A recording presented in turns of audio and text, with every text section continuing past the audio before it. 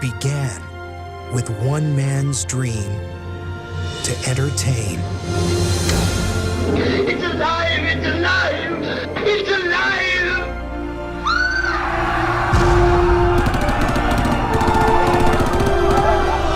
And a goal to build the largest movie studio in the world. I need to believe that something extraordinary is possible. What followed throughout the years is a legacy of classic films. In the name of God, do your duty. With beloved stars. And now, Aunt Ethel, I'd like you to meet Harvey. I'm smart, I'm hardworking, and I'm not leaving here without a job. I will be watching you. Visionary directors. Action. No! Kelly Clarkson! My name is Lieutenant Aldo Rain. I'm putting together a special team. And breathtaking stories. Houston, we have a problem. You don't throw a whole life away just cause it's banged up a little. We know what happens if we just sit here and do nothing. This is Jason Bourne. Where is he? Right next to you.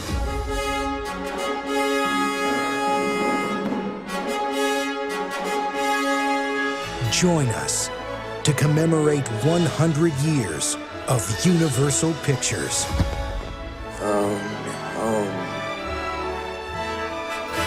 And the movies Hercules, Hercules, Hercules! that will stay with us forever. Say hello to my little friend!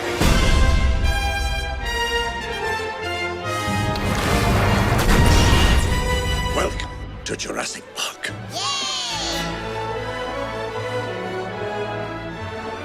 What did you say? Wait, what did you say? What did you say? You're in. Where we're going, we don't need roads. Universal Pictures, celebrating a century of memories.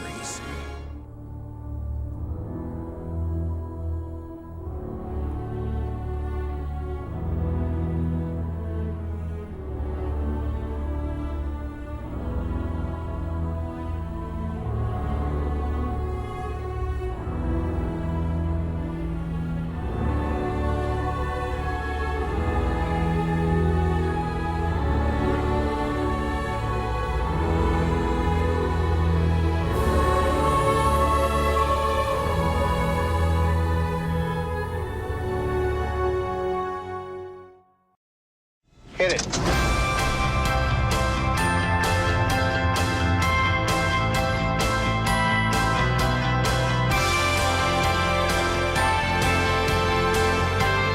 You're gonna need a bigger boat.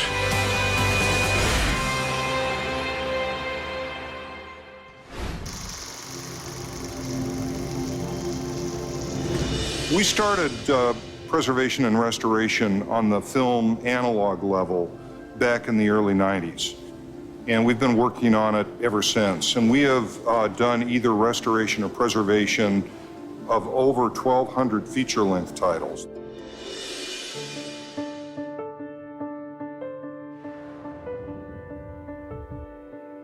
There's a selected group of titles that we're working on now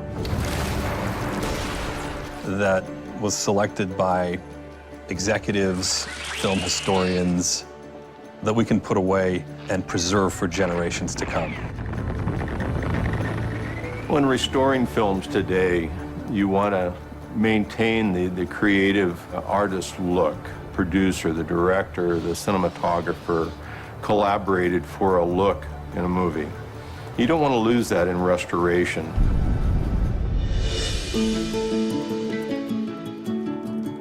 We're not altering the filmmaker's vision, but we are removing things that are detrimental to the experience, that may be distracting. Now, we have tools to be able to deal with that.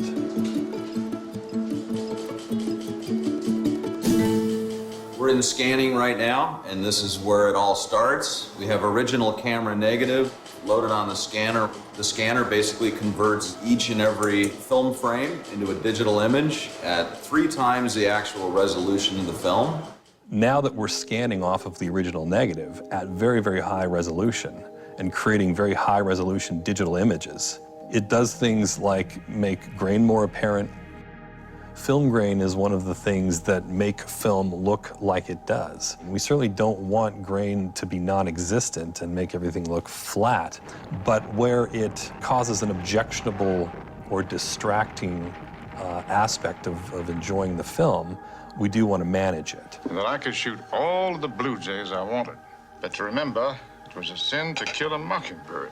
Like, for example, To Kill a Mockingbird, they did a lot of optical push-ins. The camera is not moving in on a character. I got something to say. It's done optically in the lab. So that grain, instead of maintaining the same size, it gets bigger because it's being blown up. And so what we do is we average the grain so it matches the scene before and after the push-in. So the grain is not huge on the push-in. It's the same as the shot before and shot after. Also, an original film element, like an original negative, can be subject to flicker. Flicker sometimes is a fluctuation where the density gets darker, then brighter, almost like lights being turned on and off continuously. Sometimes it's due to a shutter problem in the camera, light leaking through on the film edges, and sometimes it's just because the film's gotten old and has started to deteriorate. There was a serious issue of flicker in All Quiet on the Western Front, but now there's software that can literally figure out the average of the light and dark frames and smooth out that flicker. And I'm really pleased with the results.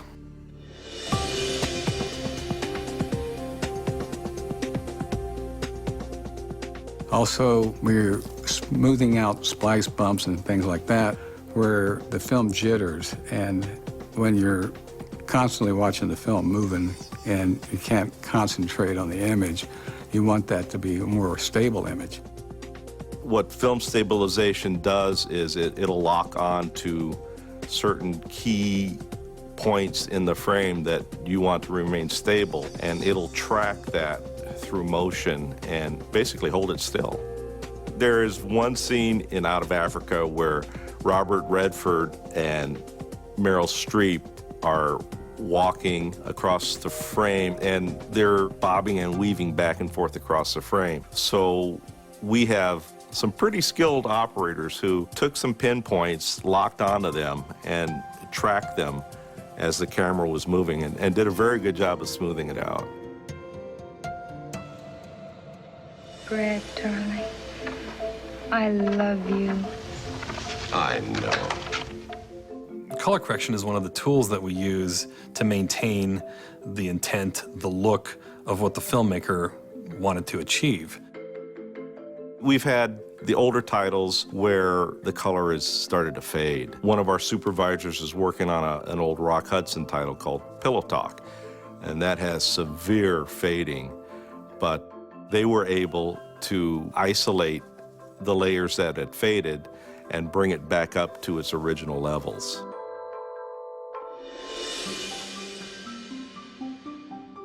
There are times in the preservation process and in the restoration process where we run across a section of the original negative that may have scratches, tears.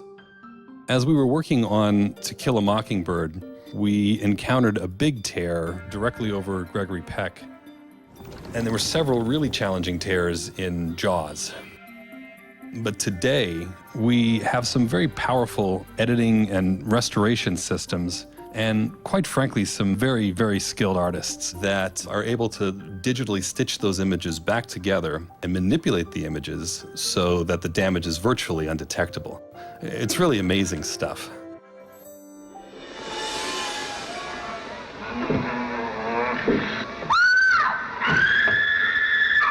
Elizabeth!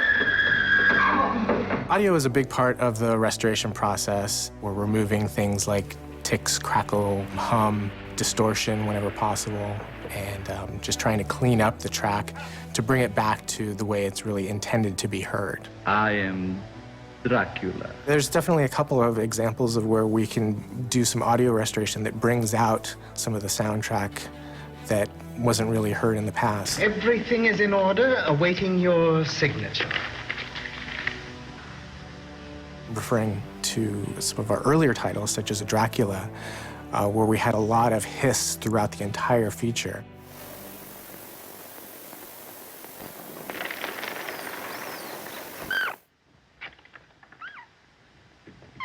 And to listen to a before and after track of something like that, you can actually hear a lot of things, whether it be just bumps of the coffin or opening and closing of doors and walking up and down stairs, little things like that that you couldn't really hear with all the hiss in the original soundtrack.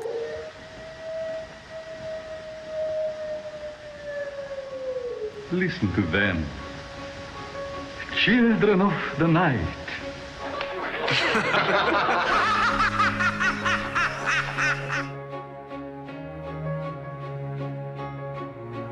I feel like myself and my colleagues were almost like caretakers. Back when these pictures were shot, it was more or less a theatrical presentation, and after that run was done, put it away and forget about it. But now we are actually preserving this for the ages. It's alive! It's alive! It's alive! It's alive! When you come in here and you look around at the size of the library and work on these great titles, it doesn't get any better. We look at movies as a part of our heritage. We want to carry that heritage on to not only our children, but our grandchildren. And by investing in it and the restoration and the preservation of it, they're going to be able to watch 50 to 100 years from now.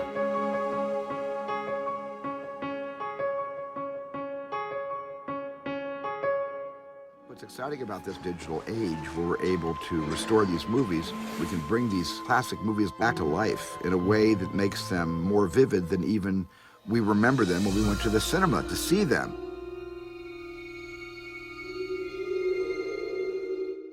The restoration of Jaws began with literally going through our records, our vault inventory, and understanding what elements were at our disposal. Universal has always had a strong commitment to preservation and restoration in their film heritage. In the library, in the vaults that we have here, we've got over 1 million pieces of material. Around the world, we've got over 3 million pieces of material. On Jaws, there's about 2,700 pieces of this all together. When we started on the Jaws project, we determined that luckily we were able to use the original negative, and that was our primary source.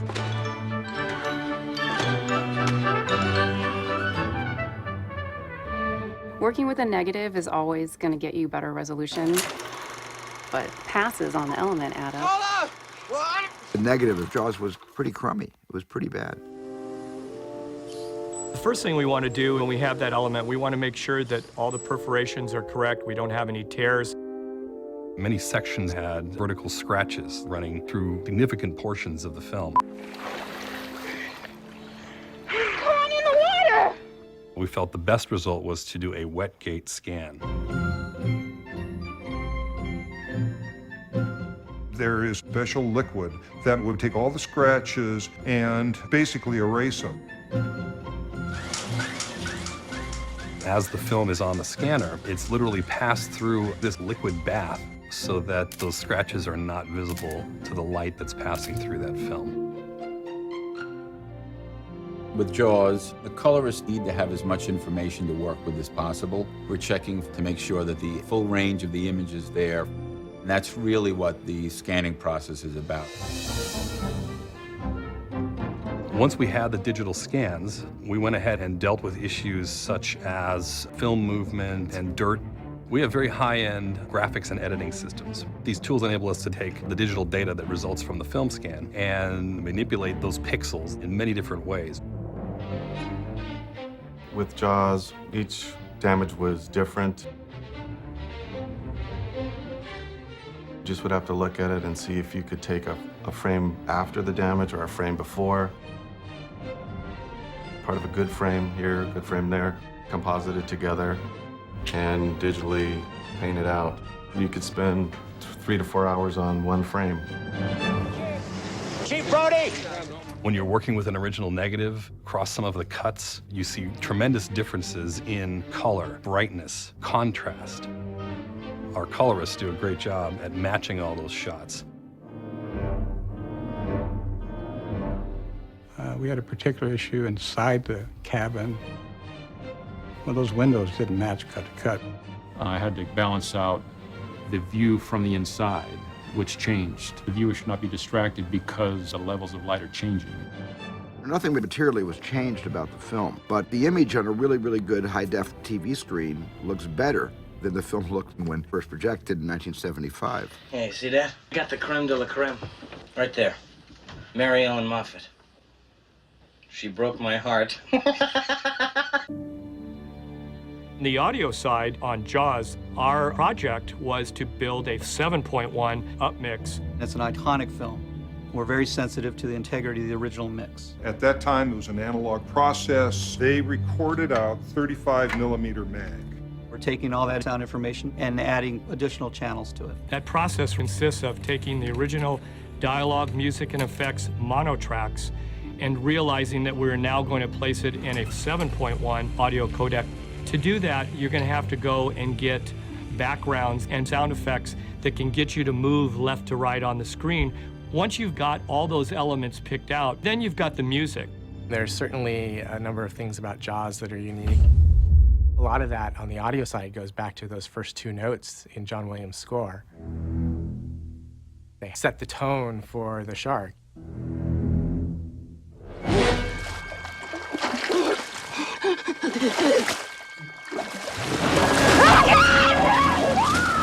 Throughout the film, you don't necessarily see the shark, but you hear those notes. And so the sound really drives that film.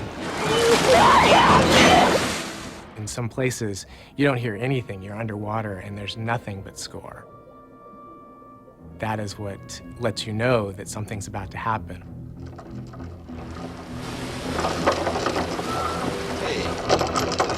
Hey, he's taking it, he's taking it, he's taking it. Hey, hey, go, go, go, go, go, go. Oh, boys, I think he's come back for his noon feeding. The sound is better than we've ever heard it before. Our whole intent is to be able to fulfill the audio experience in that 7.1 remix. They put kind of a dinosaur sound when the shark is sinking at the end of the film, and you're going to hear it better. It doesn't overpower anything, it's just going to be a little more audible to the ear now. The outputs of this process are both film and digital. We are storing high-resolution digital files as well as recording a new negative. We do both because digital files, while they are convenient to work with and they allow us a wide range of options, for an archival means, we still want a piece of film to put away. This is our cultural heritage. It is very important to preserve the physical film, the 35 millimeter film and the negative. Film is a known commodity. We can put that on a shelf and store it in the proper conditions, and that thing will last 100 years plus. It's the movie that people remember. It's just really crystal clear and very vivid. I've quite honestly never seen this level of commitment. We are very passionate about Jaws and using the tools that we have that allows us to get the best possible restoration. There's something else out there. What is it? It was a shark. Originally in the theater, you might have seen film movement as the print wore out, or you might have seen dirt as the print got dirtier. That today, with a digital file cleaned up, it looks like that on Play 1 and Play 1000. The new Jaws is still the Jaws. It's enhanced by the HD Blu-ray experience. People, like what they see. It looks amazing. This shark, swallow you whole, but I'll catch him and kill him. For that you get the head, the tail, the whole damn thing. You're gonna need a bigger boat. The wonderful thing about this restoration is what you get is something that, both with sight and sound, is something that I didn't even get when I made the movie.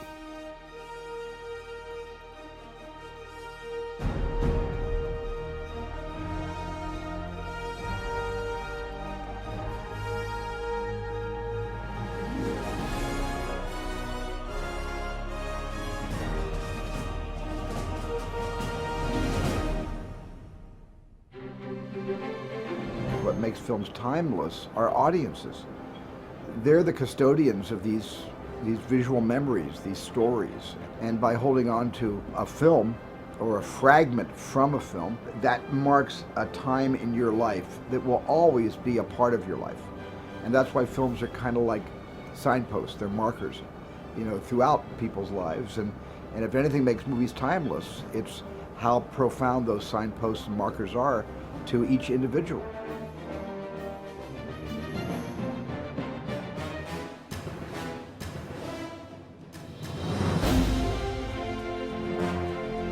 This show really has everything that a movie lover could ever want. 100 years of the greatest films that Universal Studios has ever made. An incredible musical score, powerful narration by Academy Award winner Morgan Freeman, incredible state-of-the-art special effects technology that will all combine together to have our guests reliving some of the most powerful and emotional experiences in film that they've ever had.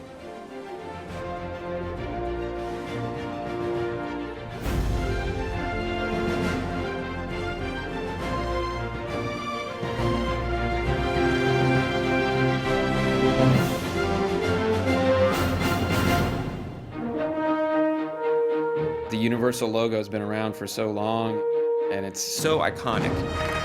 My task was to take on this great theme and do something new with it. We want to utilize the classic melody that we all know and bring it into the 21st century, but still really be respectful of what Jerry Goldsmith had originally written. Okay, let's roll it. I want it to be a celebration of all the great movies Universal's done over the years. Connecting the past with the present, the main line that we've always heard in the horns, that's still there, but you have the movement of the music underneath it. I had a few sneak peeks at the visuals that were being worked on. The globe coming in and the letters spinning around and seeing the cityscapes. That was a huge influence for me, to add choir.